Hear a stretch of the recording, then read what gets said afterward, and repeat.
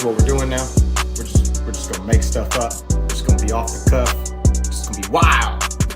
And this is crazy because y'all are Cowboys fans, from what I understand. And what's even wilder is y'all gave it like the hard pause. Like y'all gave it like the, oh man, he about to say something profound. Like he's gonna drop the mic. He's gonna give us the knowledge of the Cowboys' first round draft selection history. Send this to a Dallas Cowboys fan. Is it true? Is it true? Is it true that the Cowboys have the best fans? Yes, sir. I trip out on it. Because I'm swimming in it. I wear this jersey every first game. It's my favorite jersey.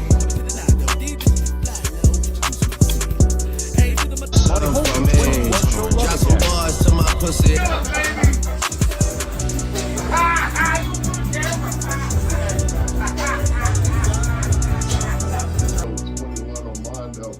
Came from El Paso. Go Cowboys!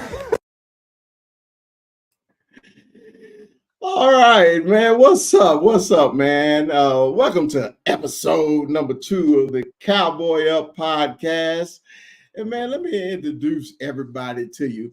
My man from the 512, the south side of Texas, man. If y'all don't know him, you better get to know him. My man allowed me to butt in sports. Rue. What's up, Rue? And then my man from Cholo Town, the 915, man from the west side of Texas. Y'all all know him. It's 21, Armando 21. What's happening, fellas? What's going on? What's cracking? It's time to Cowboy Up, baby. Hell yeah, man. Time to Cowboy Up, man. We are here, man. And you know, as soon as the season got done, man, we got some drama just started happening all of a sudden with the Cowboys, the players, man. It's been the players family.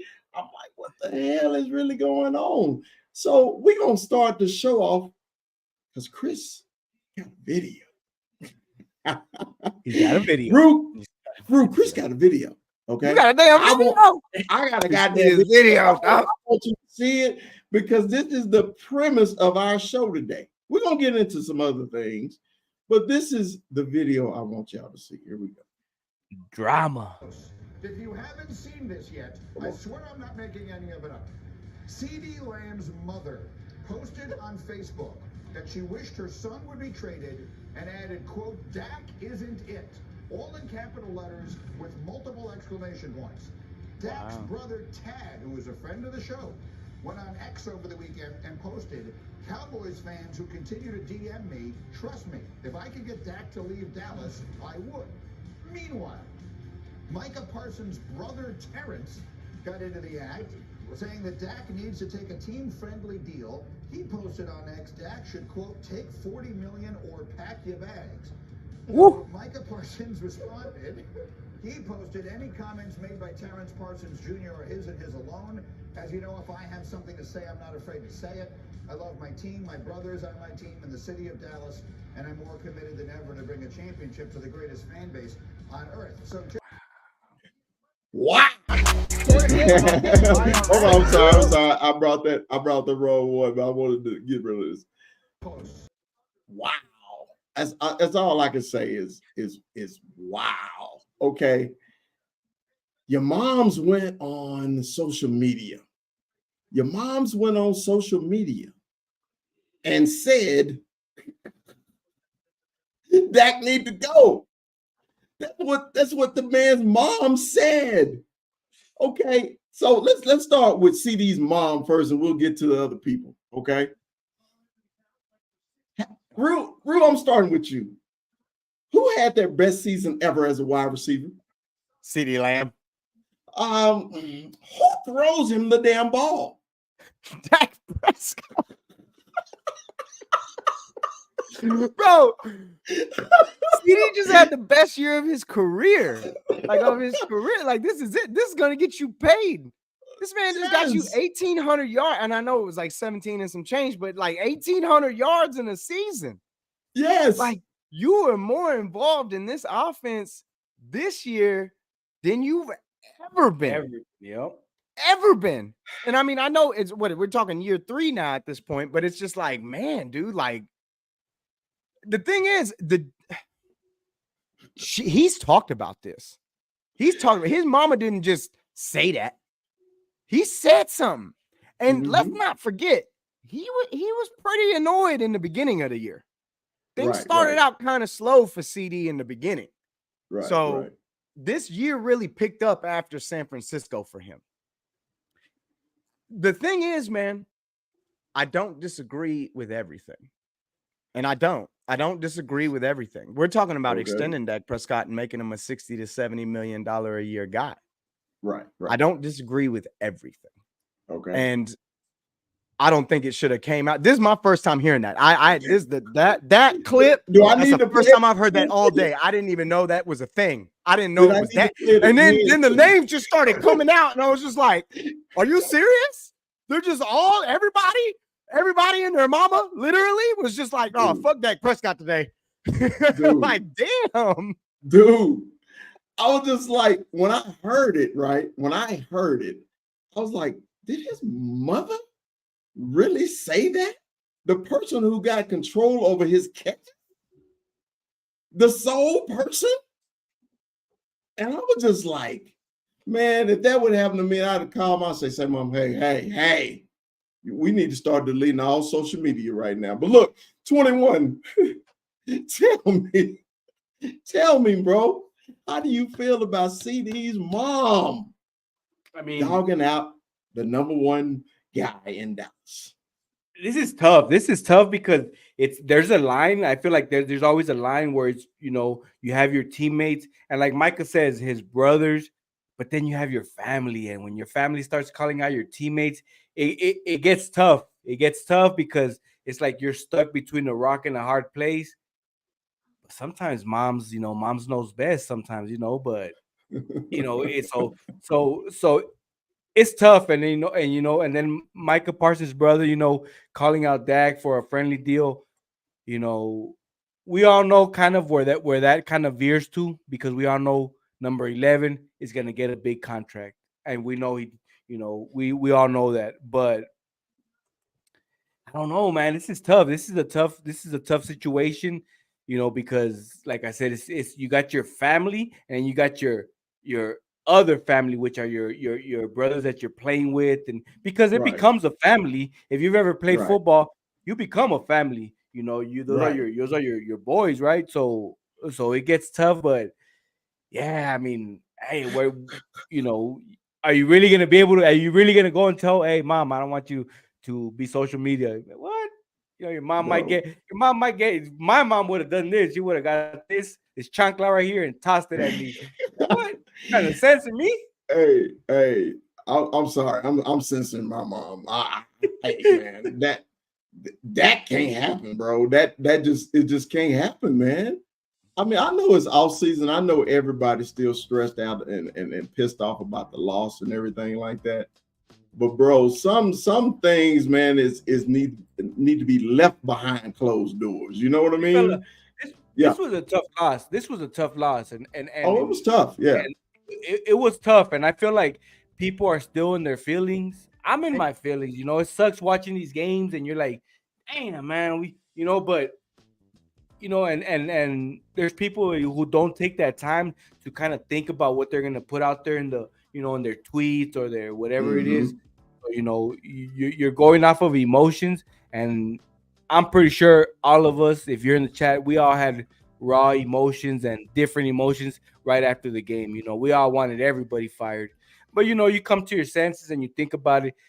Dak is a good quarterback. Do you guys really want to go out, here and rebuild? Because that's what we're gonna do if we everybody talks about Trey Lance and Trey Lance this, but we don't know if he's ready. Right, yeah. So let's do this. Let's move on to Dak Prescott. Dak's big brother. Dak's big brother has said this a million times. He don't want him in Dallas, period, because of the fans and how people treat Dak Prescott. And he said the same thing. If it was up to him, he'd get him out of Dallas. Yep. Rude. That's a damn lie, too. That's a damn lie. That's a damn lie. All this money that we've paid him, you want him out of Dallas? He about to get more. Yeah, he's about to make more. And And really, man, that's kind of where I'm at with this. Look, I have been riding that Dak Prescott wave all season long. I said it before the season. I said it after that abysmal year that he had last year. I said this is going to be the best year he's ever had, and god dang it, it was the best year he's ever had. 4,500 yards, 35 tubs, 9 interceptions. He had the best year he's ever had. Right. To have one of the worst playoff performances we've ever seen. And that's really what hurts, man, because it's more than just the loss on this one. It's about how we lost and how badly we lost and how ugly it was. And and really, man, I'm tired of hearing all the excuses for Dak Prescott just because he had a good day on the stat sheet. He didn't have a good day. I don't care that he threw for 400 yards in that game. Too little, too late. Yeah. You're throwing for 400 yards in that game because you spent the entire first half on your couch. It was like you never even got off the plane. And you didn't even have to go anywhere. You were at home. You're at home in your own building. You have the worst half of football I think I've ever seen. I mean, we went through these numbers last week. The man was 3 of like, or 13 of like 17 on, 8 of like 13 on the day. Less than 100 yards through the first half, 2 interceptions, and 1 touchdown that was given to you because it was a gift. It was a gift. Because you got a penalty on the 1 yard line because you keep doing this thing where we have no timeouts, no time left, and you throw it short of the end zone in crucial moments. I say it's happening because that's the second time I've seen it happen. We all remember what happened against San Francisco a few years back when he took this, like when Slide came in too late, too little, too late, man. This was worse. This was even more egregious to me because it was the 7th seed. It's the second year in a row you let a young quarterback outshine you on your own stadium, in your own building. And obviously there was more players that came into the consequence of how we actually lost this game. But dude, Dak had a big part in it. Dak had one of the biggest parts in it because he controls the game. He controls the clock. And it's not like we've been relying on a run game all season. So don't give me that. Don't be like, oh, they didn't run the football. Mother lover, I've been telling you they didn't run the football for weeks. This has been on Dak Prescott. And what's worse, man, if you're going to start getting into the $60, $70 million range, which is what we're talking about, why? Why is he getting a raise? When have you ever done a job and then fell on your face in the most crucial moment and then got rewarded for it? It makes no sense to me. That's what kills me with Dak. That's what kills me with Dak. And I feel like a lot of fans are kind of on the same page. It's like we see the regular season and we're like, this is gonna be fucking badass. Going into the playoffs, we're gonna dominate. Our quarterback is on point right now. And then he gets to the playoff, and then playoff Dak shows up. You know, we talk about primetime Kirk. This is playoff Dak, and to me, these are the games that count. You know, we know he's a good quarterback. We know he had a good season, but this postseason, man, you know, he's progressively gotten worse in the postseason as we've seen him play. Damn. I don't even understand that either because it's like, bro, you have these games because he's got some really good losses in the playoffs against really good teams that got some really fortunate bounces gone their way. Like Mason Crosby's field goal, the catch on 4th down or 3rd, it was like 3rd and 20 that Aaron hits, I forget who it was, on the sideline, basically saves the drive, keeps it going. Like, it's just like, I can't fault him for that. But as I'm looking at you, latter part of your career, when I'm thinking to myself, this is your Tony Romo year. This is that year where you made that shift in your career. This is that year where you started reading defenses, controlling the freaking offense, being this entire offense. He created it to do that against the Packers. And it's like, dude, the fact that San Francisco had trouble with them this week really gave me no solace. It really didn't, because I don't care. Because everybody keeps talking about how Purdy falling off too. Like, I really don't care. If anything, it's like Mondo said, or he was about to say, it should have been us anyway, making them look like that. And having the offensive ability to actually win the damn game. This whole thing killed me, man. It made me question everything I think about this damn team because it's like, bro, how are we even sitting here today? That's what gets me more than anything. I'm just like, I'm at a point where it's just like, how am I sitting here today? By the way, Texas just beat Oklahoma. It's 8-15 and OU still sucks. Hook 'em horns, baby. Aside from that, Congratulations. They're literally live right now. Just switch your tennis on me. But hold on. Let me ask Rue this because he went on his Dak rant that he did the same thing last week. But the question was about his damn family. Okay, about I'm Tad sorry, Prescott. I did that. Yeah, you went on a long tangent, and the question was about Tad. I'm sorry, I did do that. And So, when it comes to how are we going to control our family members? You know, honestly, I don't think you can. Media? I don't think you can. Okay. These people are going to say what they will, but they don't do this simultaneously without some kind of something. This is too convenient. Like, this is way too convenient, way too like, and mind you, every single person that talked has a family member that's got contract due this year. Like all these guys got contracts coming. You know, CD got a contract coming, and Micah got a contract coming. All these guys, there's money in the air, right? Yeah. And you got Micah's brother straight up talking about taking a pay cut for his brother, which, let's be real here. That's really what just happened. You're talking about your quarterback taking a pay cut for your brother. Like, let's be real. That's what this was. But when it comes to CD's mama, man, that seemed real out of pocket and something like she might have heard that before. But let me tell you, I guys don't think that just came out of nowhere. Rue, let me ask you this though. With CD's mom, there's something there, don't you think? Because we saw it on the field. Didn't you see it on the field? Of course. And we did. We saw it in the early part of the season. We did. We saw that. We saw the drama in terms of CD kind of pouting away from the team, back to the fans in the corner of the end zone. Like, we saw that. That didn't just not happen. And that's we forgot about it because he followed it up with like 1,600 yards and shit.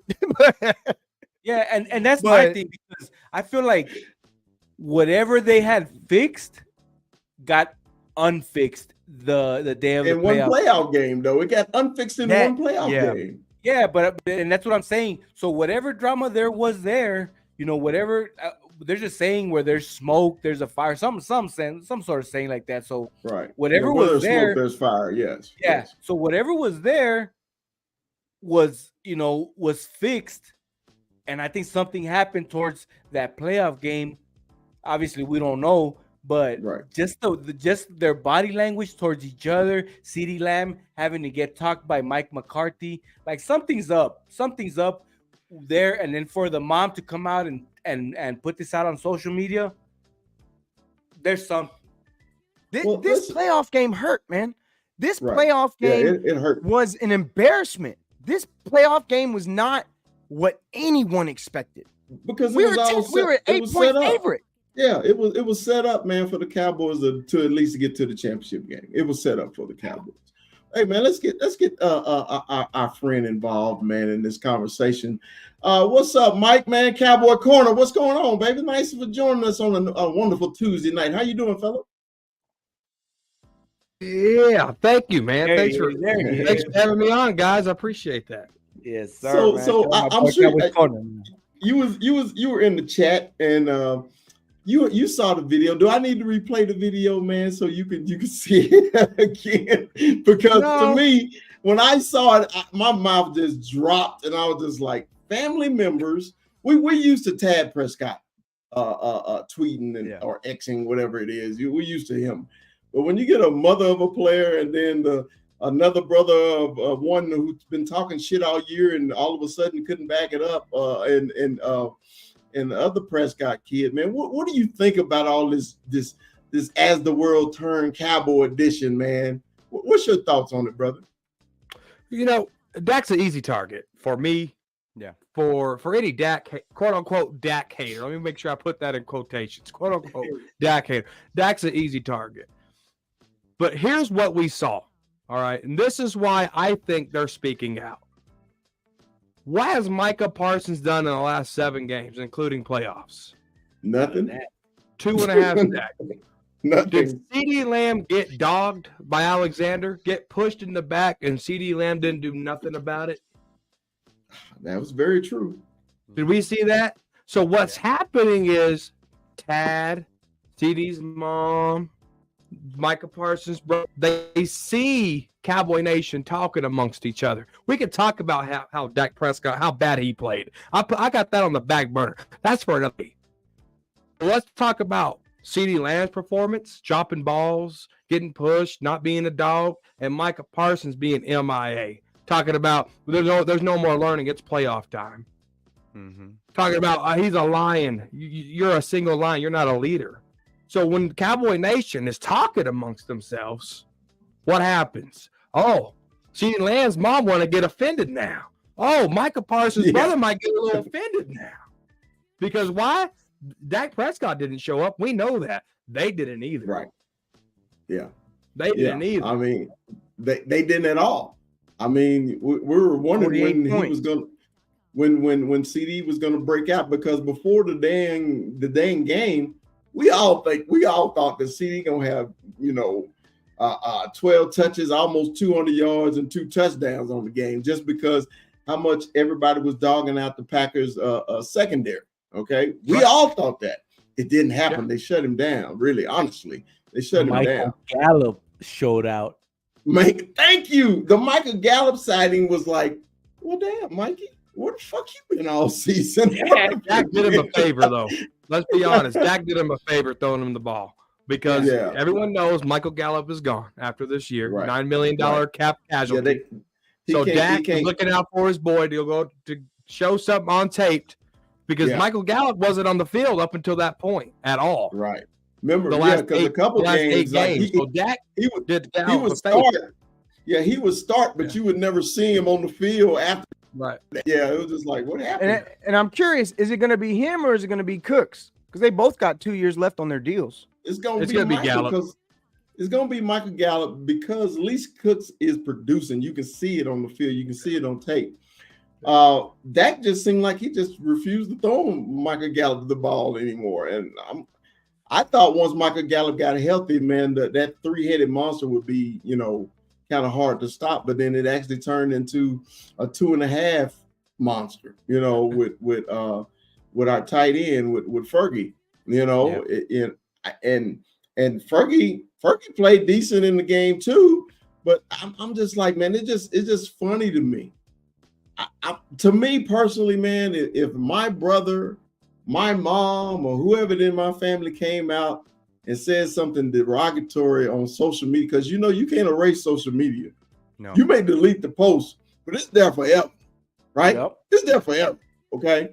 So to me, you created a hostile work environment.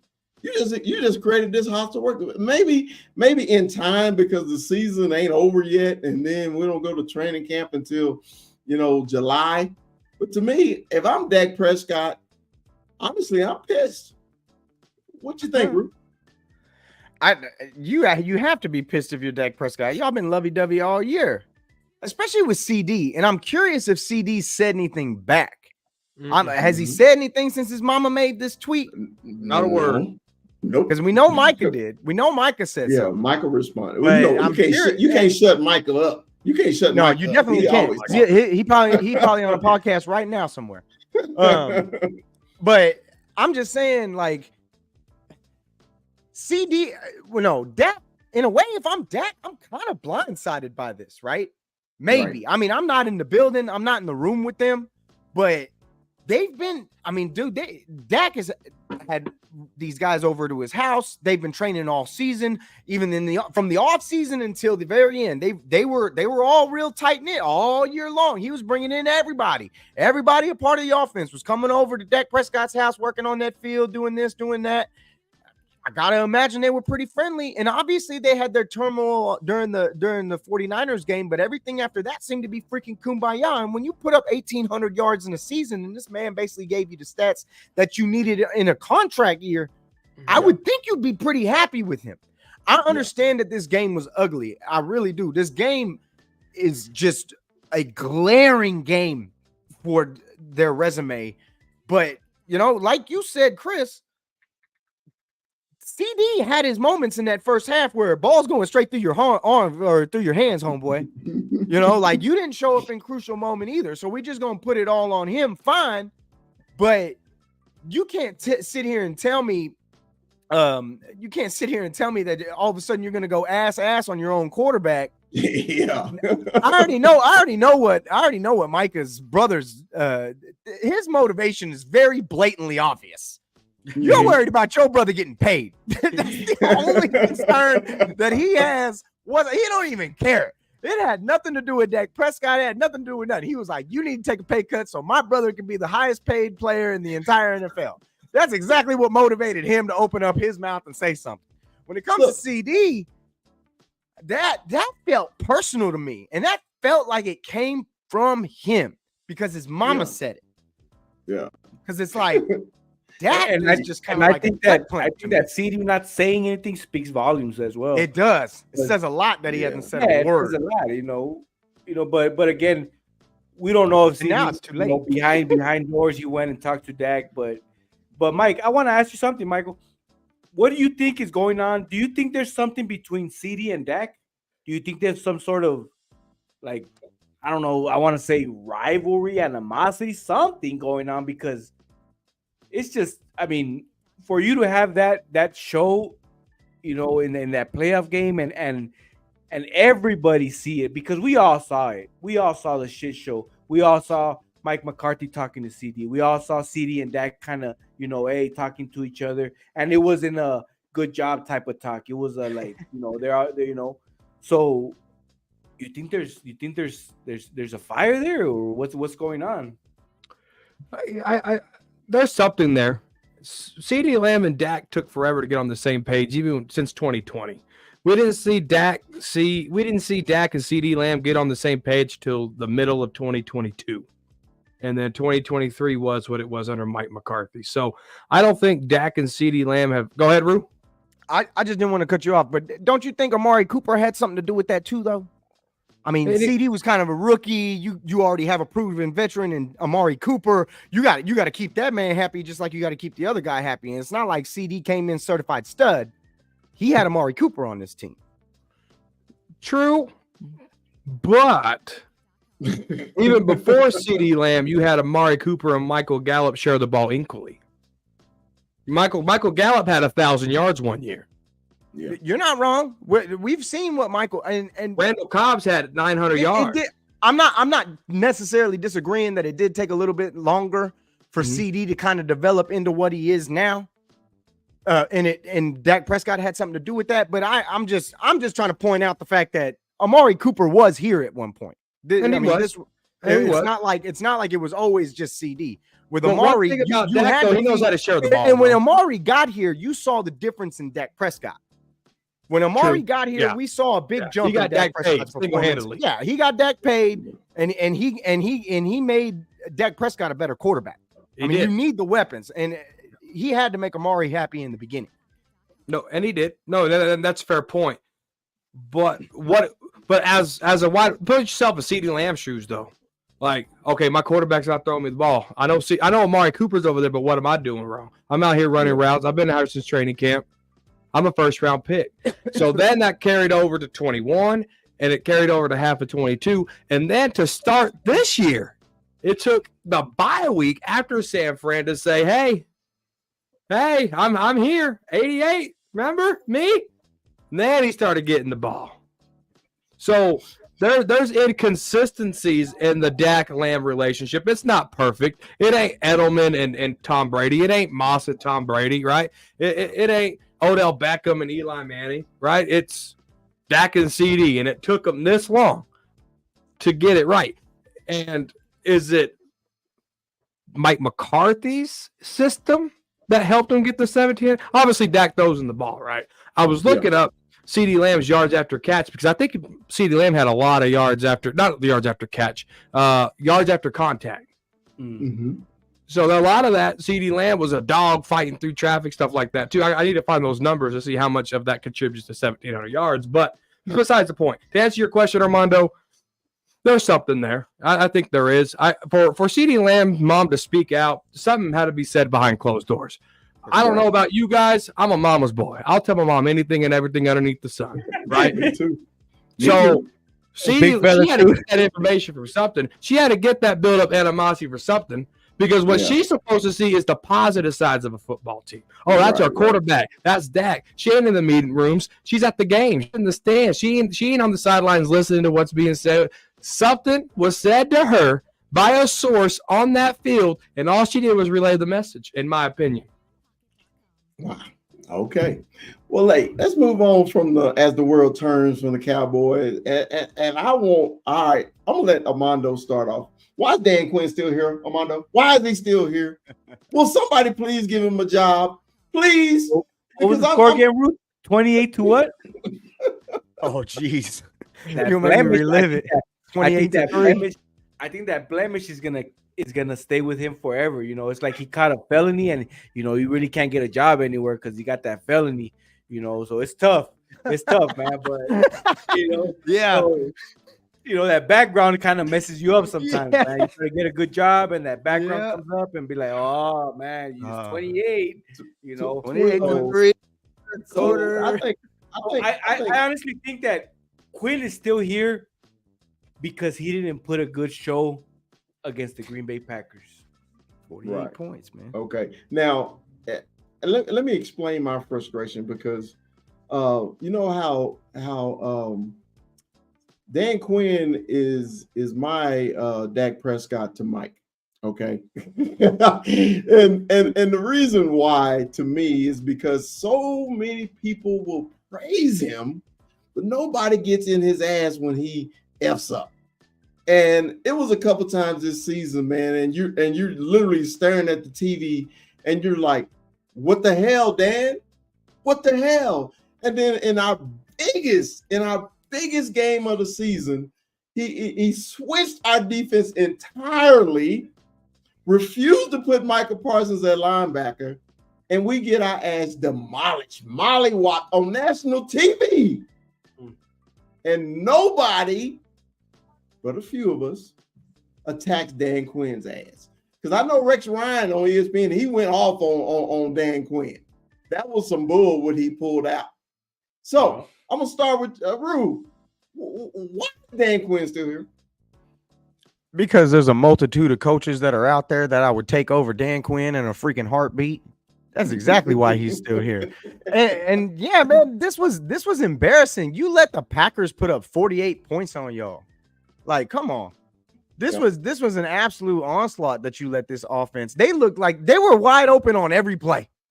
On every damn play, they were wide open. There wasn't a DB within 2 yards of any receiver that was catching balls for the Packers all day long. Right. And the fact is, man, you got Vrabel out there, Belichick out there, Jim Harbaugh out there. Bro, you got so many coaches out there that I would take over over Dan Quinn right now. It's not even funny. I'd take Eric Bieniemy from the Commanders right now over Dan Quinn. No question. Without even thinking about it. I'd take if I'm being honest, I'd take Eric Bieniemy right now over Mike McCarthy. Give me Eric Bieniemy, give him a shot at being a real head coach. Either way, it's not going to happen. So if we're going to talk about Dan Quinn, when it comes down to it, man, I don't think he's going anywhere, man. The more and more I look at it, the more I don't know if he's going to end up in Seattle, which is the big stipulation of where he's going to end up. But I don't know, man. He gets paid a bag to stay here and be DC. Yeah.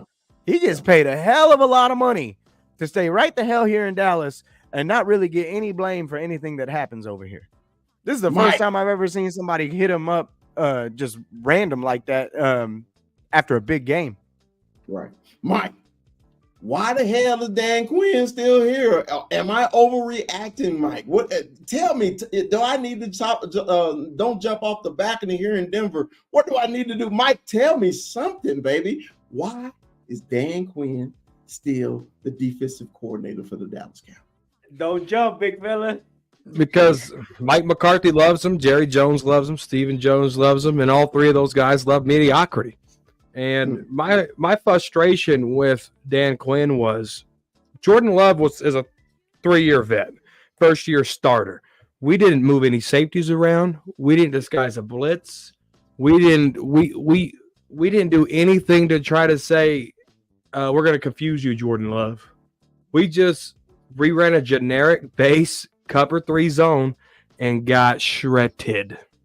This dude was throwing balls off his back foot, like just lobbing them. Throwing If, dots. like if they were Mike alley-oops. McCarthy and Jerry Jones cared anything about winning, an hour after that game, since it was a home game, breaking news: Dan Quinn out as defensive coordinator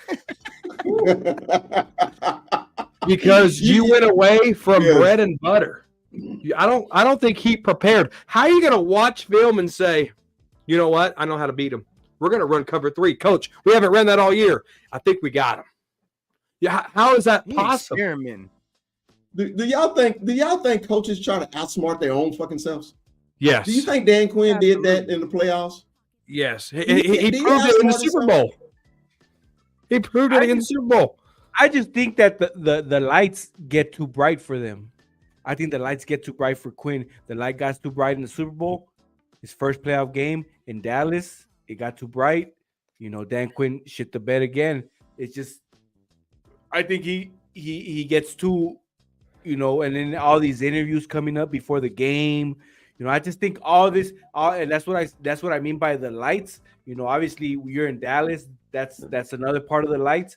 It just got too big for him in the moment because it's happened. It's happened to him, you know, a couple times in big games. Man, this is what pissed me off about that what you said, Armando. When you're a professional and you get paid for what the fuck you do, I don't give a damn. Them lights can be bright as the fucking sun. You got to show up. Oh yeah, I mean, you got to show up. I mean, because if that's the case, that's the a reason to get rid of him. If those lights are too bright for you, you got to go. Because I want people to to throw those cholos on your face like that, man, chilling like that. You know, when the sun's bright, man, you can walk through anything. Where's his shades at, man? So that's the problem I got. Go ahead, Mike. If we kick everybody who folds under the big lights, big fella, we wouldn't have a football team. Damn, so the whole team like that, huh? Oh, your quarterback, your wide receiver, Right now your line. they're feeding into the narrative. Absolutely. So yeah, that's really what sucks. Is that We'd they have are to have a feeding into that supplemental narrative draft right now. Would be a new team. Relocate to actual Dallas. See what that does for you. He ain't gonna be happy. All right, man. All right, I'm gonna get off Dan Quinn, man. Me and the fellas, I was really thinking about this. Okay, the free agent list for the Cowboys. I'm gonna read through the list, and then we'll go one at a time, round robin, or we can just have a discussion about the players that's free agents this season, this offseason. We're gonna start with Tyron Smith, Tony Pollard, Stephon Gilmore, Armstrong, Jaron Kearse, Jordan Lewis, Dante Fowler. I can never pronounce Noah's last name. Big B Nogany. Neville Gallimore, Rico Dowdle, Tyler Badass at center. Sean McEwen, he never hits the field anyway. And Jonathan Hankins. Out of that list, brother, who is the one who you say we gotta have back? Rue, let's start with you, bro. Who do you say we gotta have back out of that list? Stephon Gilmore. Gilmore? Got to bring him back. Got to bring Gotta bring him. him. Stephon Gilmore is a true professional. Gilmore is a true professional, and it's never bad to have cornerback depth. I know we get Trayvon Diggs back next year, and I can't wait for that to happen. I couldn't be happier. But I'd like to see Trayvon paired up with a guy like Stephon Gilmore, even though Bland has come into his own All-Pro this year. Right. I still trust Gilmore more. Even towards the latter part of the season, we were leaning on Gilmore more than we were on Bland. And when you got a guy like that you can still keep on the cheap, I don't think you can let him go. There's more guys on this list I want to keep, but if I only get to pick one, I want Stephon Gilmore. Okay, Mike, who is your one? Because we're going to discuss the list. Who is your one that you gotta have back, bro? Tyron Smith. That's the guy I have to have back. And it don't even have to be a starting role. I need our line's about to turn. And we're about to Tyler Smith's not kicking out to left tackle. That's a Cowboys fan wet dream. It ain't happening. Here's why it ain't happening. Left guard, or Tyler Smith told the coaches, I feel better at left guard. That's why Tyler Smith is at left guard. For all those wondering, that's what it was. So we have to groom a left tackle. And we already went through a Chaz Green. We already went through a Chumo Doga. Who do we have there? Awesome Richards, all right? Yeah. Or Matt Walesko, all right? I need Tyler Smith there to coach these guys. And then he could be our swing guy. He could be our backup guy. I don't need him to start 17 games. I just need him to start maybe no games. I just need a left tackle healthy, but I need him there to coach him. That's a big part of this team at keeping Tyron Smith this year. 21. Who is your one person out of that list that you gotta have back? Big bad Jonathan Hankins. We all saw that. We all saw that non-existing run stop game. You know, and we all saw the difference he made when he was out. You know, so I think that Jonathan Hankins, you know, if we really want to commit to stopping this run, he's got to be part of it. You know, so Jonathan Hankins. I like Stephon Gilmore, but I think that if it's just one guy, we have to stop that run, man. That run is killing us. Right. Well, here come my bias ass. I'm gonna tell you, you know, right off the bat who I'm picking. I'm picking Jordan Lewis. Okay. Hey, y'all know I'm a Michigan man, but it's deeper for me. Okay, because he plays that fucking nickel perfect to me, bro. You know, every once in a while he'll have a shitty game, you know, but when he comes up, man, he make big plays. So my man is Jordan Lewis. But let's get into this list a little deeper. I want some yes and no's. If we need to go into it, let's go into it. The one at the top of the list is Tony Pollard.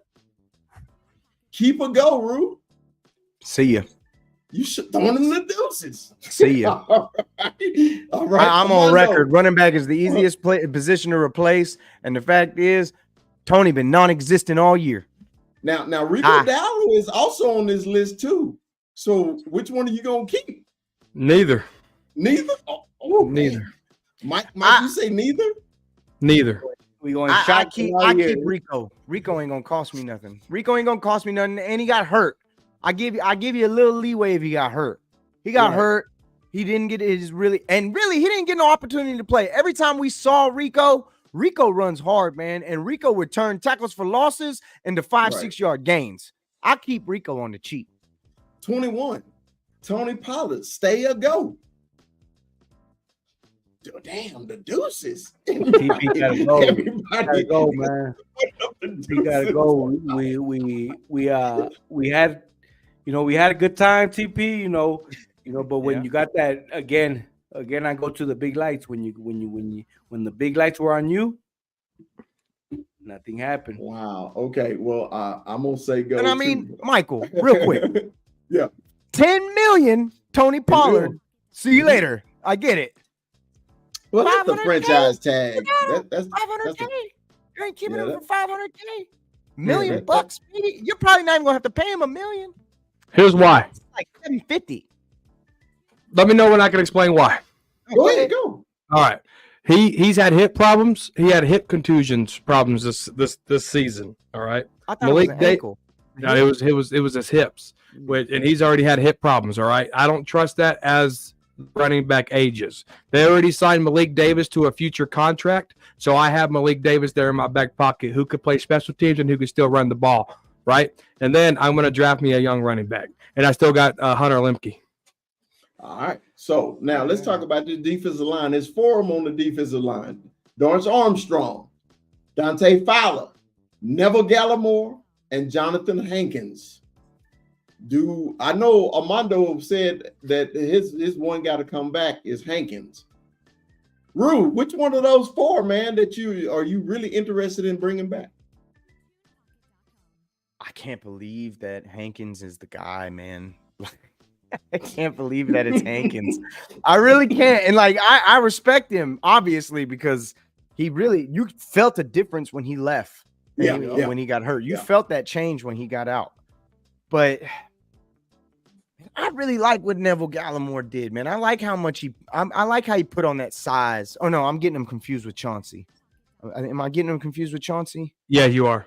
Yeah, I am. I am getting him confused with Chauncey. Nah, man, it is Hankins. It is Hankins because you gotta pair up Hankins with Osa, and I mean I guess Chauncey. Yeah, Chauncey in the middle.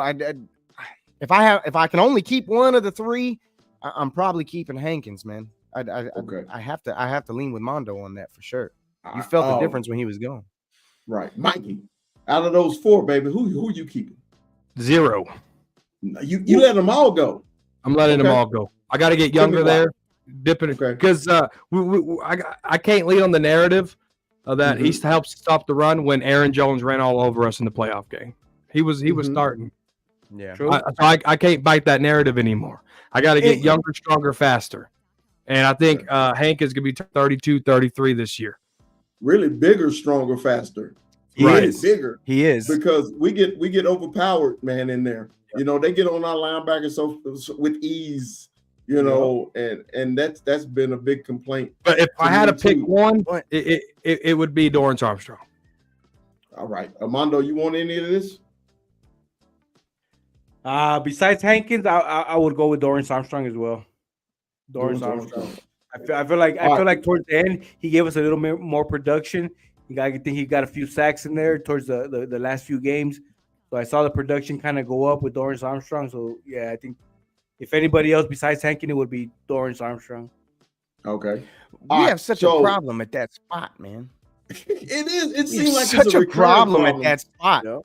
We have a big problem at that spot, man. Like that's a spot where we're very weak. It's been the Cowboys' philosophy for not since Dan Quinn been here, but it's been over 20 years, man. Think about it. Who's been the 340 guy that runs the 5.40 that just planted right there in the middle and you can't run on him? Can you name a Cowboy that's been 340 pounds and probably 6 foot tall and you can't run on them in the middle? Holy crap, you might be right on 20 years. I think the last time we were good, it was Hatcher, Spencer, Ratliff, and Ware, bro. Bro, we've never had a monster just sit in the middle and you like, look, you are not going to run in the A gap or the B gap. You're not running Jay there. Ratliff himself. It's basically since him, yeah. Holy crap. I'm in agreement with Mike. Get rid of all of them because of that narrative. You can. I've said it for the last 10 years. If you want to beat the Cowboys, you run on them. And what happened? But we keep drafting wrong at that position too. If you really think about it, because Monty's right up in there.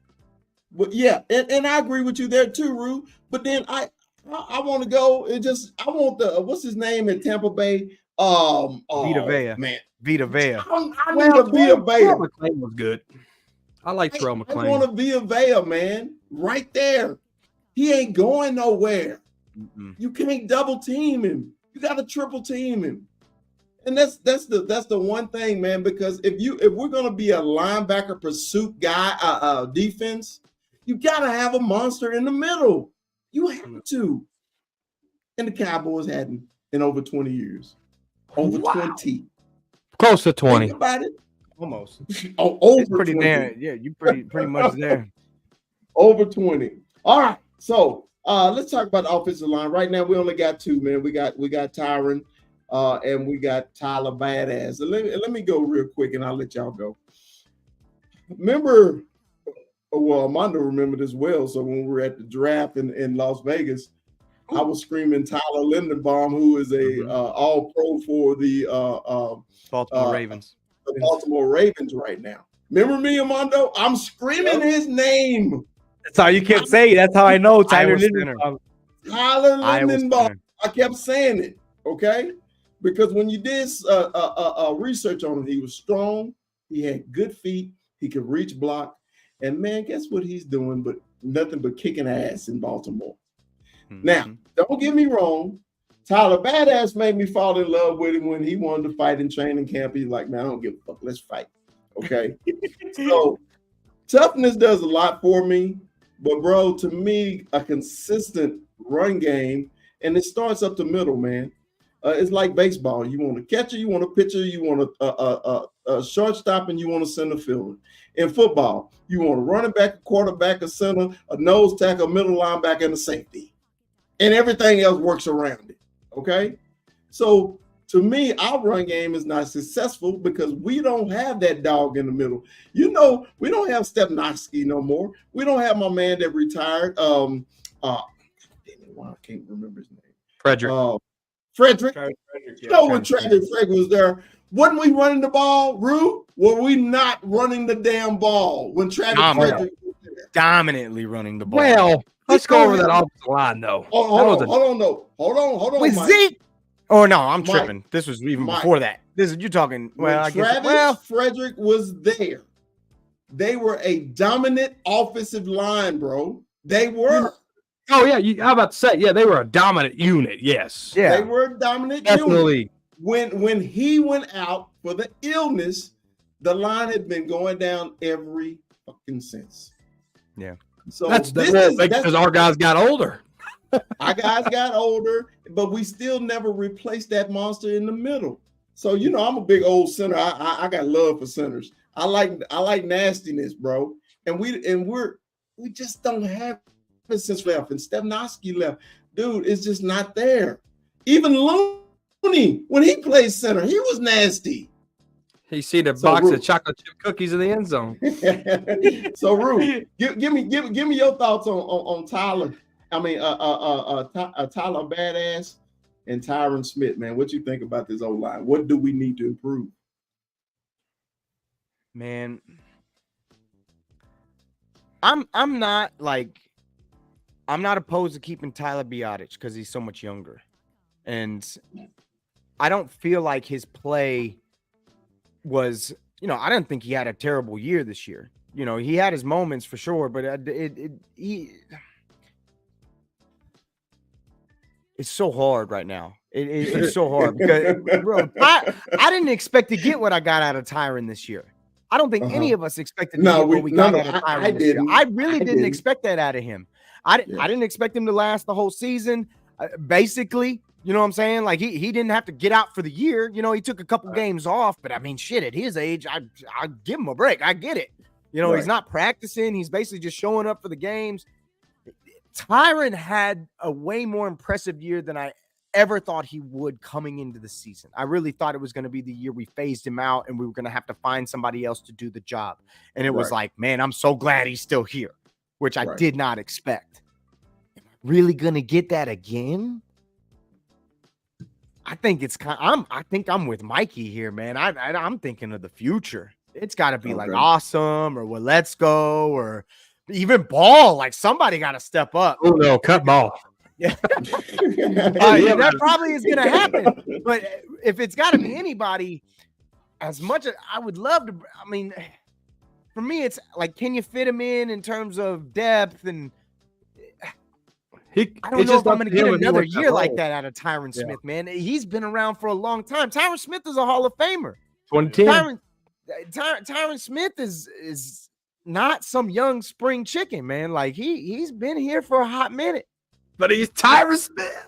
Yeah, but he's Tyron Smith. So if he decides he want to play, it's like, can I really tell him no? Yeah. I don't think I can, man. I don't think I can. With Biotic, man, it's any given Sunday with him for me. If I'm being honest with Biotic, it's any given Sunday. He's either gonna stay or he's not. I don't know if he's done enough this year to keep that role and to not be looked upon in the draft position. But with Tyron, man, I'm so torn because it's just like, dude, I just didn't expect to get what I got. So I'm like, can I just keep cashing in on this shit? We'll let you marinate in them juices. 21. It's hard, man. 21. And for me, with Tyron, it's that one tire that just, you keep patching, but it's a good tire and you just keep patching it up. And you're like, man, like it's a good tire right here, man. It's a good year Yeah. right here, man. On cross country with this thing, You man. know, I got a good ass tire right here. You know, you have all those the other non-name brand, the other three, but you got that one good year, and you know, this got one good tire. So it's tough, man. But I like Biotish, man. Biotish, what he brought that aggressiveness. I felt like we had somebody in that O line that was, a dominant force, and Biotish, I saw a couple, I saw a few plays from him where I'm like, this dude, okay, and it all started like the big fella says at that practice, this dude, it was practice, but he showed up and he said, you know what, we're gonna get aggressive.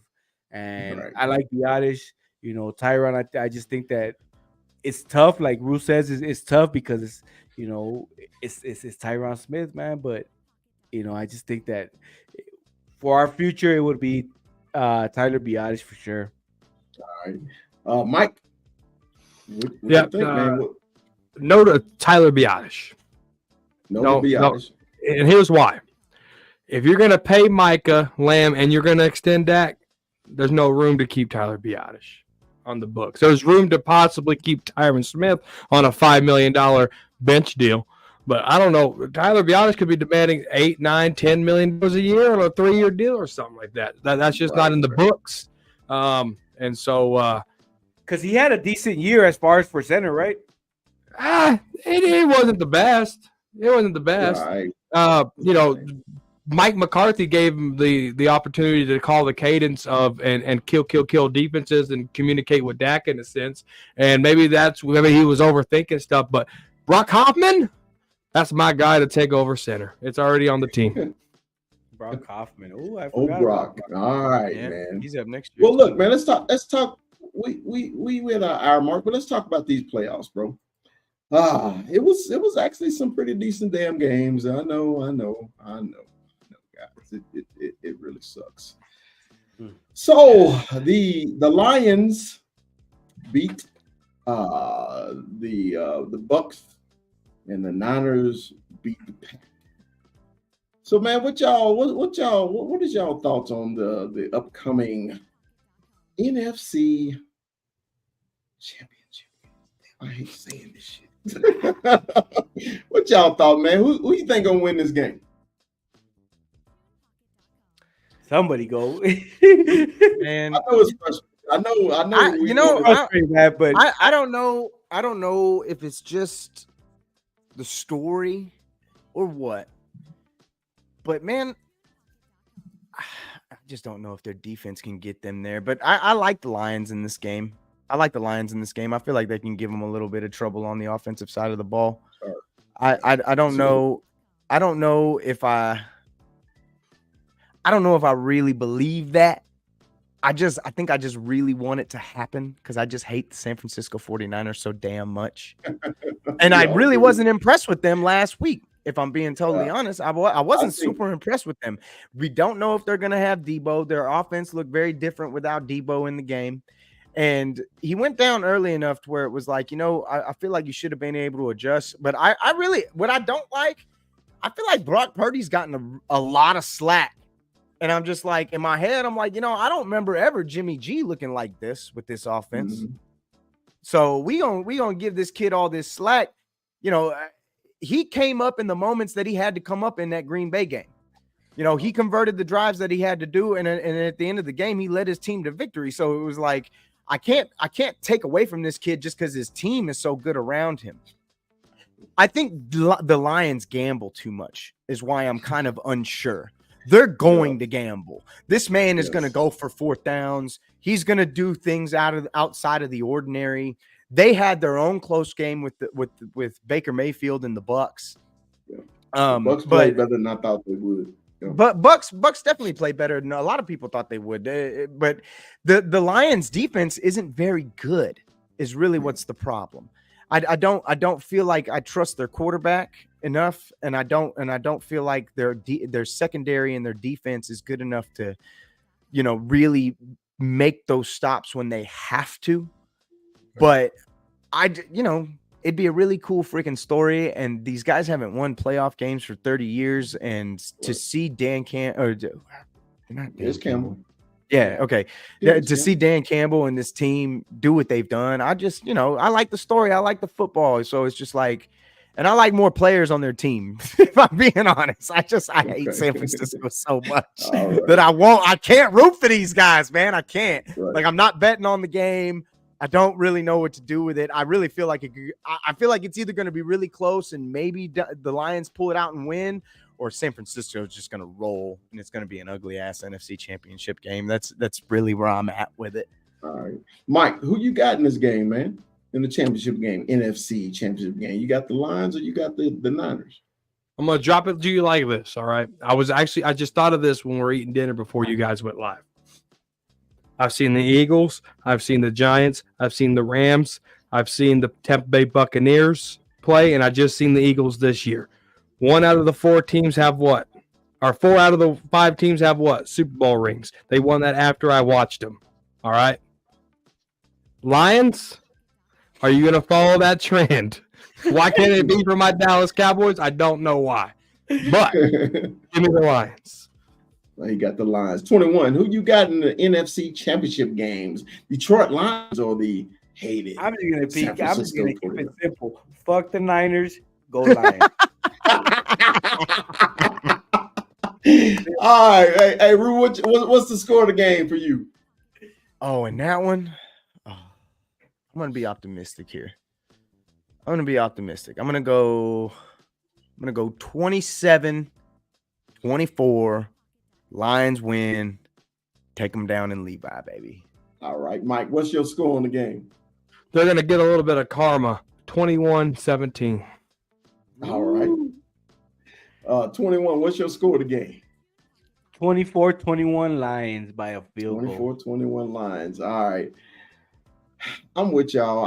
I can never cheer for San Francisco. I could never, ever. Them some bitches is going back to the Super Bowl. I got them 35-21 Niners. I hate these.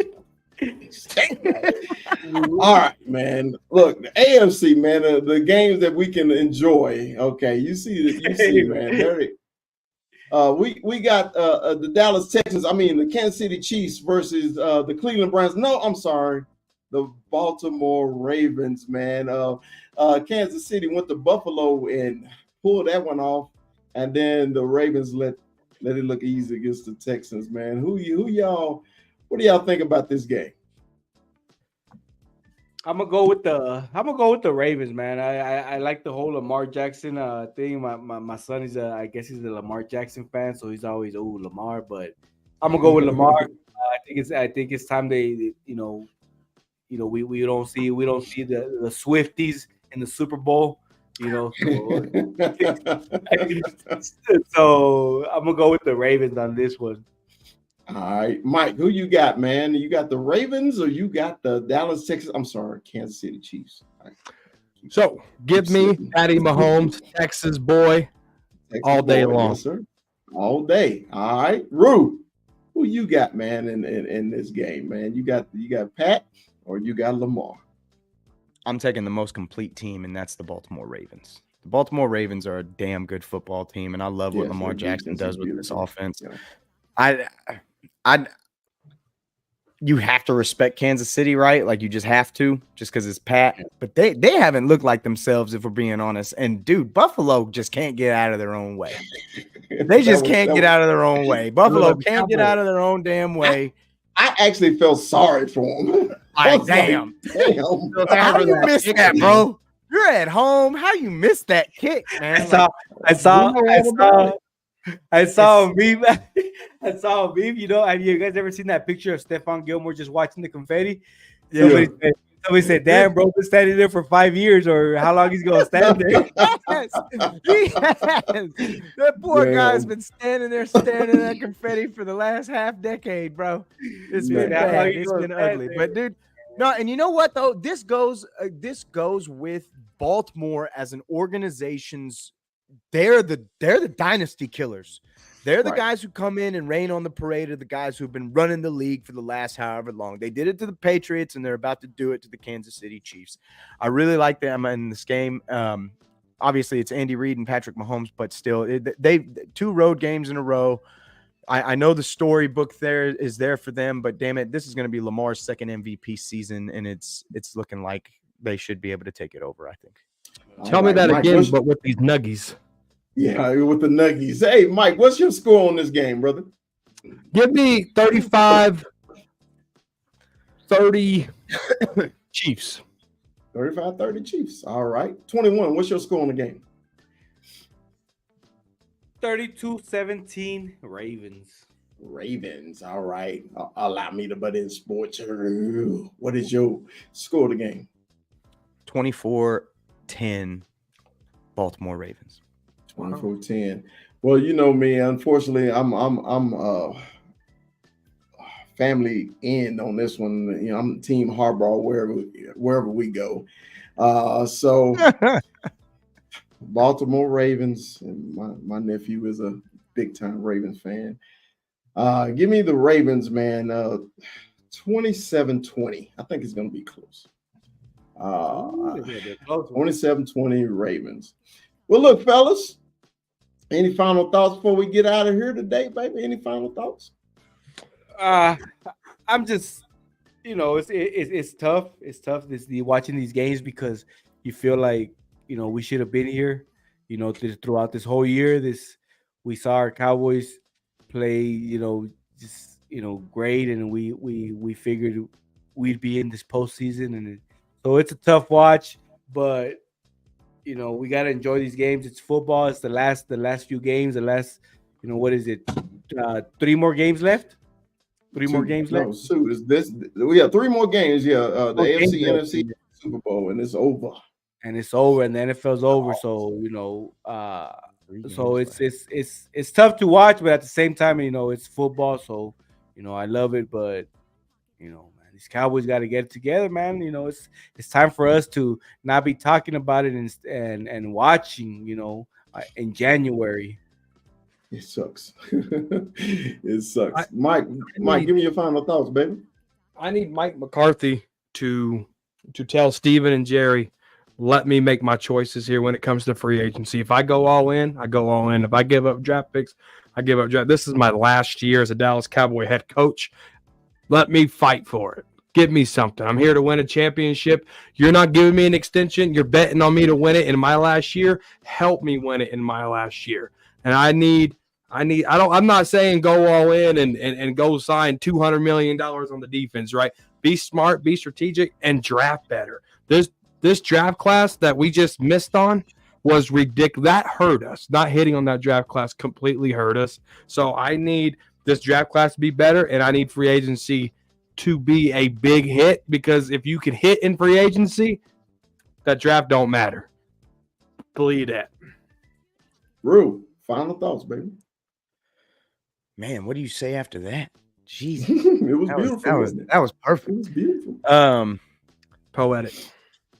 My final thoughts are going to be simply, I'm with Mondo, man. It should have been us. And like the only solace that I can take is at least we gave the people of Detroit another home game, I guess. Like, bless, dude. That has to be one of the more crushing things about this whole situation is like, bro, how do we even get here? But what's done is done. Got to go with what we got, and we're waiting for next year at this point. Got to enjoy what's left. All right, man. My final thoughts is kind of similar to Armando, man. Every time it gets to the championship game in the Super Bowl, it's basically telling me the season is fucking over. I'm such a football head, man. On Saturdays now, I'm bored to death because there's no college football. On Sundays, I'm really bored to death because there's no more Cowboy football. So my final thoughts is this, man. Enjoy these last 3 weeks of this NFL season. You better enjoy them. I know we got the hated San Francisco 49ers in it. And, it is what it is. When you listen to Niner fans, it just kind of is blood curdling. You just like, when you hear their voice, just like, that's the word. It just stop talking to me, okay? But hey, man, it is what it is. We love football, man, and let's keep doing it, man. So, man, I'd like to thank everybody, man, for episode number 2. Thanks for having me. Of the Dallas Cowboy Huddle. Hey, Mike, don't go nowhere before we get off, okay? We wanted to talk to you. So thanks a lot for tuning in. Like and subscribe to the Cowboy Up podcast. We'll see y'all next time, y'all. Peace out.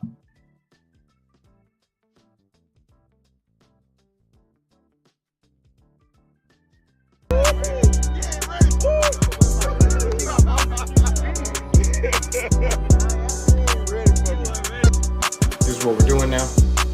We're just gonna make stuff up. We're just gonna be off the cuff. It's just gonna be wild.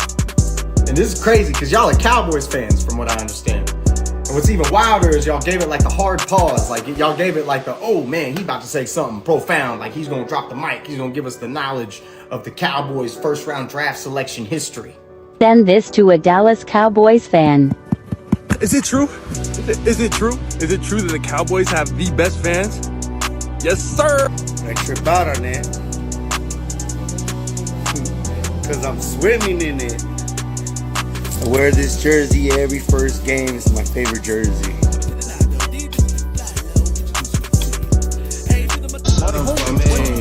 Drop some bars to my pussy.